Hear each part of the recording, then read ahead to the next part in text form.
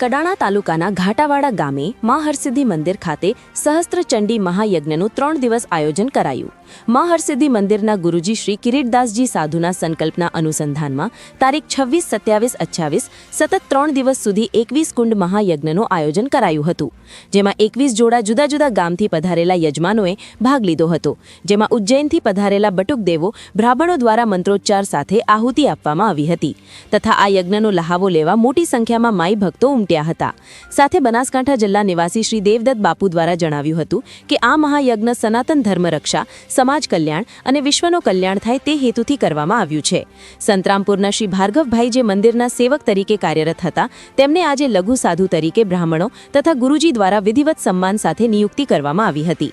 Kadana police staff દ્વારા ચુસ્ત બંદોબસ્ત ગોઠવવામાં આવ્યો હતો અને પ્રશંસનીય કામગીરી કરવામાં આવી હતી। પધારેલા દરેક માઈ ભક્તો ભોજન પ્રસાદી સાથે આ કાર્યક્રમનું સમાપન કરવામાં આવ્યો હતો। Bureau chief Sanjay Jaiswal, Mahisagar. ઘાટાવાડા હરસિદ્ધિ માતાનું મંદિર છે।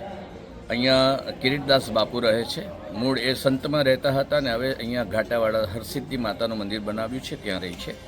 આ એમનો સહસ્ત્રચંડી પાઠ કરવાનું કારણ એ હતું કે એમણે 1000 પાઠનો સંકલ્પ કરેલો હતો કે 1000 પાઠ કરું પછી સહસ્ત્રચંડી પાઠ કરવું। સહસ્ત્રચંડી પાઠનો એવો નિયમ હોય છે કે એનો દશાંશ યજ્ઞ કરવો પડે છે। તો ઉજ્જૈન નગરીથી બટુક બ્રાહ્મણો, બીજા ગુરુજનો આવ્યા અને 26, 27, 28 ખૂબ સારી રીતે સંપન્ન કર્યો છે યજ્ઞ।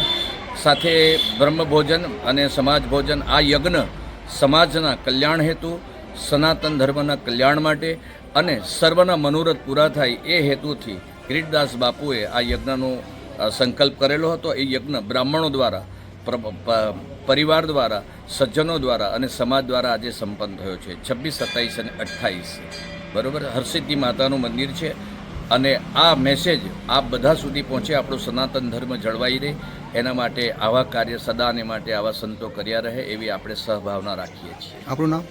મારું નામ દેવદત્ત બાપુ છે। હું બનાસકાંઠા જિલ્લો દાંતીવાડા તાલુકા પાસે ગોઠગામ છે, ત્યાં મારું નાની અમથી કુટિયા છે, હું ત્યાં રહું છું અને હું ત્યાંથી આવું છું અને એમની સાથે રહી 6 મહિનાથી એમની સાથે રહેતો હતો અને આ યજ્ઞની આખી રૂપરેખા એમના આશીર્વાદ અને અમારા ગુરુના આશીર્વાદથી આ યજ્ઞની રૂપરેખા તમામ સંપન્ન મેં કરી હતી।